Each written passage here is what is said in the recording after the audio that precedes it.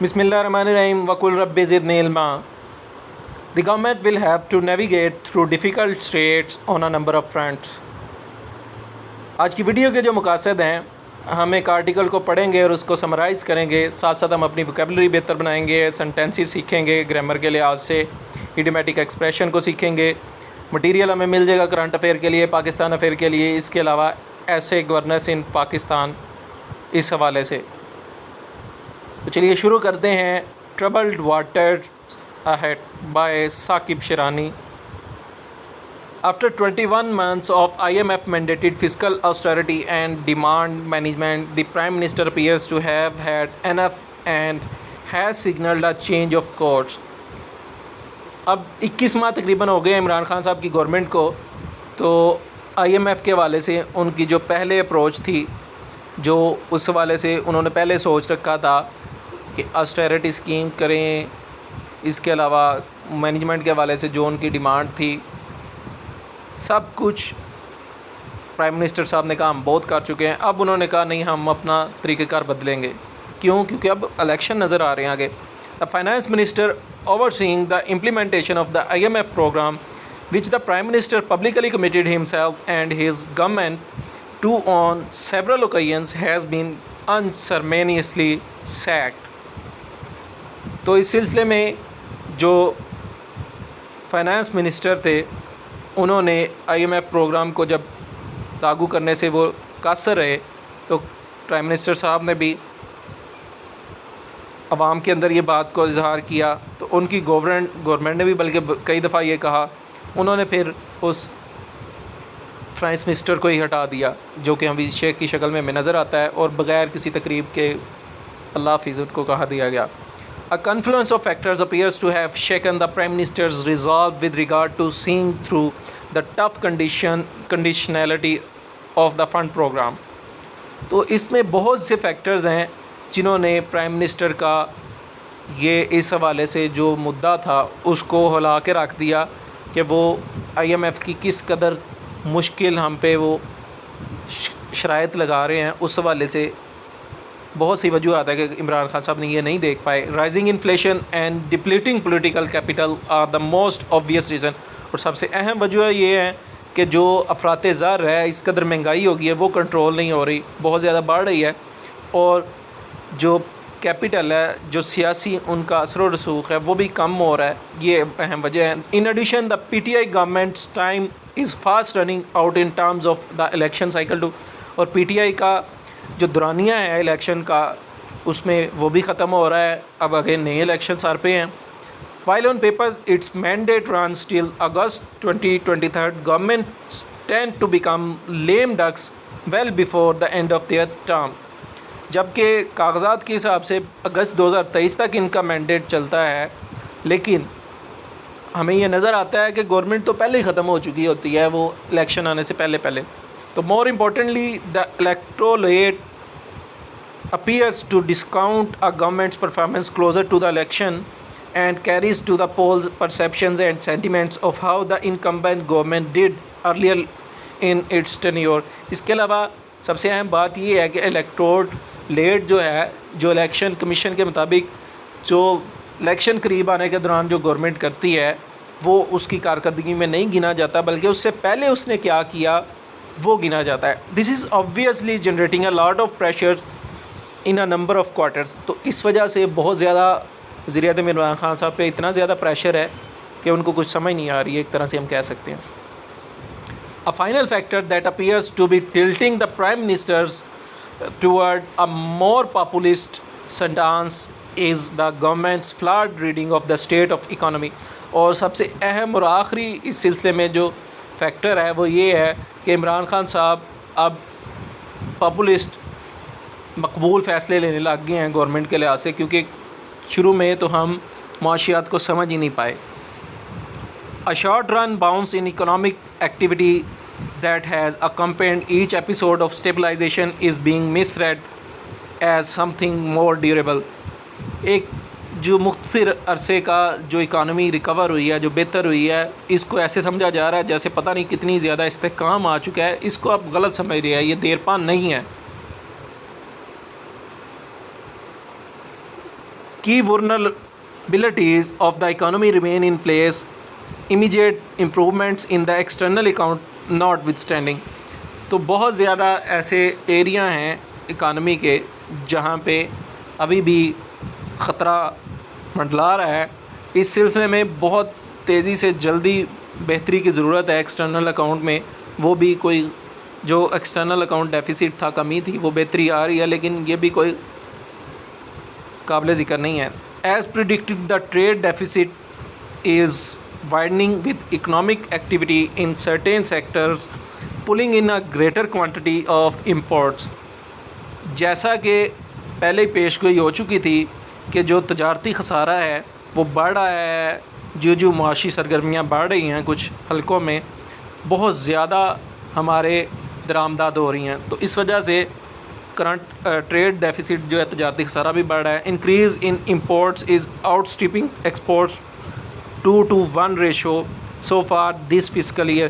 تو اسی مالی سال میں اگر دیکھا جائے تو 2:1 سے جو درآمدات اور برآمدات کی نسبت چاہ رہی ہے, 2 گنا زیادہ ہم درآمد کر رہے ہیں. International commodity prices across the board remain elevated from oil to industrial and food categories. تو جو عالمی سطح سے ہم چیزیں منگوا رہے ہیں ان کی قیمتیں بھی بہت زیادہ بڑھ رہی ہیں. جیسے ہم آئل ہے, تیل ہم منگوا رہے ہیں, یا دوسری کھانے پینے کی چیزیں جتنی بھی ہیں. While pressure is building up in the external current account, the financial account remains highly vulnerable too. جبکہ جو ایکسٹرنل کرنٹ اکاؤنٹ ہے اس کے اوپر بہت زیادہ دباؤ بڑھ رہا ہے, تو جو فائنینشیل اکاؤنٹ ہے وہ بھی بہت زیادہ خطرے سے دوچار ہے.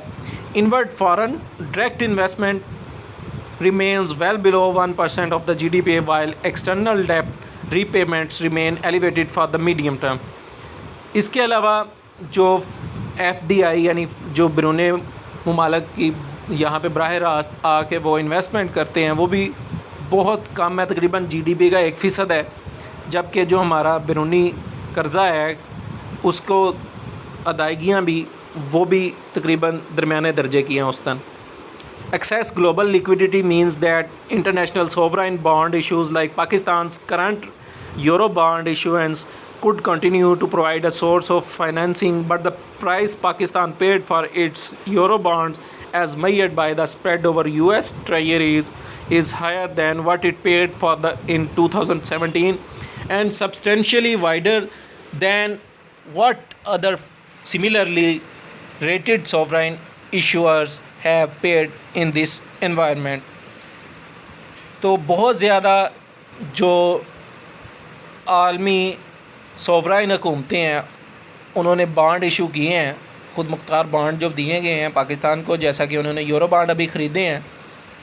تو یہ فی الحال تو اس کو پاکستان کو ایسے لگ رہا ہے کہ فائنینس انہوں نے کیا ہے, لیکن اس کے لیے جو قیمت یورو بانڈ کے سلسلے میں ہمیں جھکانی پڑے گی, جیسا کہ ہمیں امریکہ کے اوپر نظر آ رہا ہے اس کے خزانے بڑھ رہے ہیں, وہ بہت زیادہ ہے جو 2017 میں اس کو ادا کرنا پڑی تھی, اور بہت بڑھ کے ہے جو اسی طرح کی دوسری خود مختار مسئلے ہیں جنہوں نے اس ماحول کے اندر انہوں نے ادا کیا, اس کی نسبت ہمیں بہت زیادہ ادا کرنی پڑے گی. یعنی کہ یہ جتنا بھی فائدہ ہمیں نظر آ رہا ہے یہ ظاہر ہے اس کا نقصان بعد میں اٹھانا پڑے گا. Clearly Pakistan external account is not out of the woods. تو واضح طور پہ بات یہ ہے کہ پاکستان کا جو بیرونی اکاؤنٹ ہے, ایکسٹرنل اکاؤنٹ ہے, وہ ابھی تک مشکلات سے باہر نہیں آیا, آؤٹ آف دی ووڈ نہیں آیا.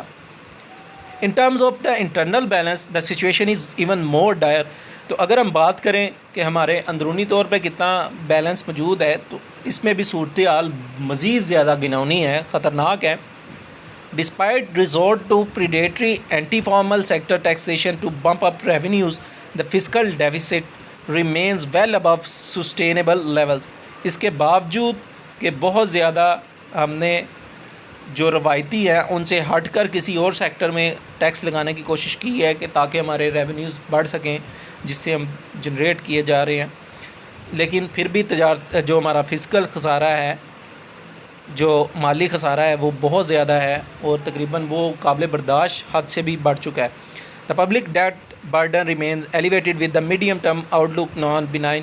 اور جو پبلک کے اوپر جو قرضے کا بوجھ آ رہا ہے وہ بھی بہت زیادہ ہے, وہ اتنا زیادہ ہے کہ تقریباً درمیانے درجے سے بھی وہ اس قدر ہو گیا کہ اب وہ نان بینائن ہو چکا ہے، وہ اب رحم کے قابل نہیں رہا. انٹو دس ملے واکس ان دا بائیڈن ایڈمنسٹریشن، اور سونے پہ سہاگا اب بائیڈن صاحب کی آ گئی حکومت. اب یعنی کہ بائیڈن کی حکومت ڈیموکریٹ سے ہے، تو ڈیموکریٹ پاکستان کے حق میں نہیں ہے اس قدر جتنا کہ اس کی اپوزٹ گورنمنٹ جو بھی گزری ہے وہ تھی.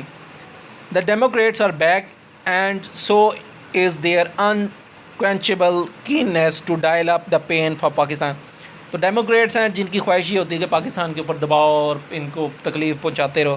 ان this setting of unfavorable economics, politics and geopolitics, the government appears to be embarking on a new course of populist measure. اور اس طرح کے نامواقف حالات کے اندر معاشیات کے، سیاست کے اور عالمی سیاست کے، تو یہ حکومت جو فیصلے لے رہی ہے وہ اس طرح کے لے رہی ہے کہ اب اس کو مقبول اقدامات کیے جائیں، یعنی کہ اب عوام کے اندر اپنا اعتماد بڑھایا جائے. دا situation is fraught with risk. مسئلے تو بڑے پڑے ہیں. The seed of almost all economic crises in Pakistan recent history have been sowed in the run-up to election. اب جو بیج ہیں وہ بو دیے گئے ہیں جو معاشی مسائل آئیں گے پاکستان کے آنے والی تاریخ میں یا حالیہ تاریخ میں، اس کو اب الیکشن کے دنوں میں اس کو کاٹنا بھی پڑے گا. Hence the government's action, if non-calibrated carefully, can hasten to the next balance of payment crisis while also setting up a collision course with the IMF.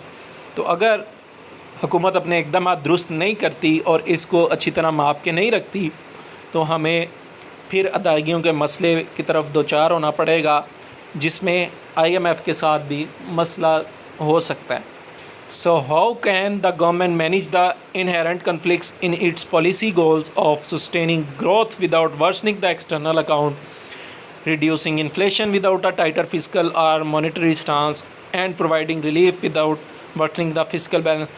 تو کس طرح ہم کہہ سکتے ہیں کہ یہ حکومت اس مسئلے کو جو اس کو پالیسی کے حوالے سے، منصوبہ بندی کے حوالے سے، یا اپنی گروتھ کے حوالے سے، بڑھوتری کے حوالے سے، یا جو اس کا بیرونی خسارہ ہے، تجارتی اکاؤنٹ کا خسارہ ہے، یا وہ کس طرح افراط زر کو، انفلیشن کو، مہنگائی کو کنٹرول کرتی ہے جب کہ وہ کوئی فسکل یا کوئی اس طرح کا سخت اقدام نہ لے مالی لحاظ سے، اور کس طرح وہ اس مالی بیلنس کو، اس استحکام کو توڑے بغیر عوام کو ریلیف پہنچائے، عوام کو کچھ فائدہ پہنچائے.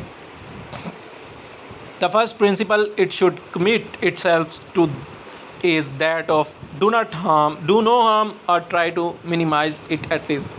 اب سب سے پہلا اصول اس کا جو گورنمنٹ کر سکتی ہے وہ یہ ہے کہ اس کو اب آنا چاہیے کہ ٹھیک ہے بھائی، ہم کسی کو کوئی خطرہ نہیں پہنچا رہے، کم از کم ہم کم خطرہ پہنچائیں گے. تو یہ کچھ سلوشن دیے جا رہے ہیں اس مسئلے کے لیے اس رائٹر کی طرف. The second is to curb the impulse to throw money at the problem. اور دوسرا حال یہ ہے کہ وہ پیسے آپ ادھر لگائیں جب مسئلہ ہے. There is no fiscal space and equally importantly ramping up development spending at this stage of the election cycle is pointless given its lag. تو کوئی بھی مالی ان کے لیے موقع موجود نہیں ہے، اسپیس موجود نہیں ہے. اور سب سے اہم بات یہ ہے اس کے ساتھ ساتھ کہ جو ترقی بڑھ رہی ہے اس دور کے اندر، الیکشن جب قریب آ رہا ہے، وہ آپ کے لیے کوئی فائدہ نہیں دے گی، کیونکہ ہم پہلے ہی بہت پیچھے رہ گئے ہیں. عمران خان صاحب نے بہت دیر کر دی ہے، 2.5 سال. A better political strategy would be to increase the pie of targeted subsidies for the lower middle class. The Ehsaas initiative is already catering to the poorest, and to fund it from the development budget, especially by diverting funds from non-critical early stage or completely new project. تو بہتر سیاسی حکمت عملی یہ ہوگی کہ وہ حصہ جو ہے وہ سبسڈی کا جو دے رہے ہیں وہ لوئر مڈل جو بالکل نچلا طبقہ ہے اس تک لے کے جائیں. احساس اس سلسلے میں پہلے ہی غریبوں تک پہنچ رہا ہے، احساس کا جو اقدام لیا ہوا ہے وزیر اعظم صاحب نے. اس کے علاوہ کہ وہ اپنا جو بجٹ ہے وہ ڈیولپمنٹ کے اندر لگائیں، خاص طور پہ جو فنڈ ہے وہ ان طرف لگائیں جو جہاں پہ ان کو نان کریٹیکل، جہاں پہ ان کو تنزنیہ کیا جا رہا تھا تو اس طرف سے وہ اس طرف لے جائیں, بالکل نئے پروجیکٹ بنائیں. یہ کچھ فائدے جو اقدامات بتائے گئے ہیں. The agriculture sector can provide quick wins in terms of growth as well as rural voters. اگر آپ اس حوالے سے ایگریکلچر کے اندر, زراعت کے اندر پیسے لگانا شروع کر دیں تو آپ کو بڑھوتری بھی ملے گی, اور اس کے علاوہ آپ کو جو رورل ہیں, جو دیہاتی لوگ ہیں, ان کے ووٹس بھی ملیں گے. It is also the only sector where growth can be positive for the balance of payment by generating exportable surpluses or opportunities for import substitution. اور یہی وہ شعبہ ہے جس کے اندر بہت زیادہ تیزی سے مثبت ترقی ہو سکتی ہے, تاکہ آپ ادائیگیاں کر سکیں, تاکہ آپ کچھ ایسی چیزیں پیدا کر لیں جو آپ بیرون ملک پہنچا سکتے ہیں زیادہ مقدار میں, یا مواقع آپ کو ملیں گے کہ آپ کو یہاں پہ امپورٹ کم از کم نہ کروانا پڑے, آپ کو درآمدات نہ کروانی پڑے. A recognition that economic growth can be accelerated by more potent ways than just tax incentives and subsidies can also go a long way in managing the situation. اور اگر وزیر اعظم صاحب اس حوالے سے اس بات کو, حقیقت کو تسلیم کر لیں کہ معاشی ترقی صرف اسی صورت میں بڑھ سکتی ہے کہ آپ ٹیکس والے ذرائع ڈھونڈنے کی بجائے سبسڈیز دینے کی بجائے ٹیکس لگائیں, سبسڈی دینے کی بجائے ان کو مواقع دینے ایسے کہ ٹیکس وہ زیادہ سے زیادہ کلیکٹ کریں, تو آپ اس مسئلے کو زیادہ بہتر ہینڈل کر سکتے ہیں. Removing constraints and bottlenecks in the business environment, including regulatory overreach, bureaucratic red tape, and discretion and ambiguities in the tax code can all have powerful effects and pay off. آپ جو مسائل ہیں, جو تنگیاں ہیں business طبقے کے اوپر, اس کو ہٹائیں, جس میں آپ ریگولیٹری کو بہتر بتائیں, یا بیوروکریٹک کا جو طریقہ کار ہے اس کو, یا اس حوالے سے جو تمیز ہوتی ہے, جو مسئلے ہیں, جو پیچیدگیاں ہیں, جو ٹیکس کے حوالے سے, کوڈ کے حوالے سے ہیں, ان کو ختم کریں. تو یہ بہت مضبوط فیکٹرز ہیں اور یہ بہت زیادہ آپ کو بدلا دے سکتے ہیں. Any effort must start with FBR, which has not only begun to resort to predatory taxation to meet targets, but where reports of corruption have increased significantly under this government. تو کوئی بھی جو انہوں نے اقدام کرنا ہے وہ کم از کم ایف بی آر سے شروع ہونا چاہیے, کیونکہ ایف بی آر نے نہ صرف ایسے اقدامات کرنا شروع کر دیے ٹیکس لگانے کے جس میں دوسروں کو وہ کچل دے, لیکن بلکہ اس طرح کے بھی آتے ہیں رپورٹیں جہاں پہ کرپشن ہو رہی ہے اس گورنمنٹ کے اندر, بڑھ گئی ہے ایف پی آر کے اندر. A recent move by FBR is illustrative of how it manages to kill sectors with economic potential. اور ایف بی آر نے جو بھی اقدام اٹھایا ہے وہ تو اس بات کی واضح طور پہ نشانی ہے کہ کس طرح یہ معاشی طور پہ جو فائدے مند ہے ان کے تمام شعبے کو مار دیتی ہے. Income tax commissioners have been given the power to decide applicability of income tax on I C T software exporting firms. اب انکم ٹیکس کمشنر جو ہیں ان کو یہ اتھارٹی دے دی گئی ہے, ان کو یہ حق خود اختیاریت دے دیا گیا ہے کہ وہ انکم ٹیکس کتنا لگانا ہے جو یہ کمپیوٹر کو والی سافٹ ویئر بنانے والی کمپنیاں ان کے اوپر. رپورٹڈلی $5 million tax demand has been generated for a reputed global firm that has been operating in Pakistan for the last few years and was in the final stages of expansion and hiring. تو ابھی تو یہ بات آ رہی ہے تقریباً $5 million tax انہوں نے ایک ایسی شہرت یافتہ عالمی فرم کے اوپر لاگو کرنا تھا جو کہ پاکستان میں کچھ چند سالوں سے کام کر رہی تھی اور اپنا تقریباً اس میں دائرہ کار بڑھانے کو تھی. It has now decided to move its operations to the Philippines. اس نے یہاں سے اپنے سارے اقدامات اٹھائے اور بوریا بستر البیٹ کے فلپائن کی طرف چل گئی ہے, کیونکہ اب یہاں پہ ٹیکس بڑھ رہا ہے. Actions such as these by FBR are completely self-defeating as well as avoidable. تو جس طرح کے اقدامات ایف بی آر کر رہی ہے یہ تو خود ہی تباہی کا سبب بنیں گے اور ان سے بچنا چاہیے. فائنلی اور آخری بات جو یہ رائٹر کرنا چاہ رہا ہے, in response to the U S cold shouldering and posturing the government should signal a stronger and clearer commitment to its strategic relationship with China and double down on the implementation of CBAC Phase 2. اب آخری بات یہ کہہ رہے ہیں کہ جو امریکہ نے آ کے بائیڈن نے ہمیں جو کندھے اچکائے ہیں کہ ٹھیک ہے بھائی ہمیں کیا ہے, تو گورنمنٹ کو ایک واضح پیغام دینا چاہیے کہ ٹھیک ہے ہمارے پاس نیم البدل ہے، چائنا کی صورت میں، سی پیک کی صورت میں ہمارے فیز 2 ہے، ہمارا سارا دھیان اس طرف ہے. اس سے کیا ہوگا؟ The fuzzy new geoeconomics vision introduced recently requires an early reset. There is no bigger geo-economics opportunity than CPEC, and Pakistan should first focus on getting it right and then then leveraging it for regional connectivity. تو جو یہ ماحول Jio economics کا بننا ہے جو حالیہ طور پہ ہوا ہے، اس کو بہتر بنانے کے لیے ہمارے پاس کوئی بہتر اپرچونٹی نہیں ہے. سی پیک سے پاکستان کو سب سے پہلے اسی طرف اپنا دھیان لینا چاہیے اور پھر ہم علاقے کو جوڑیں.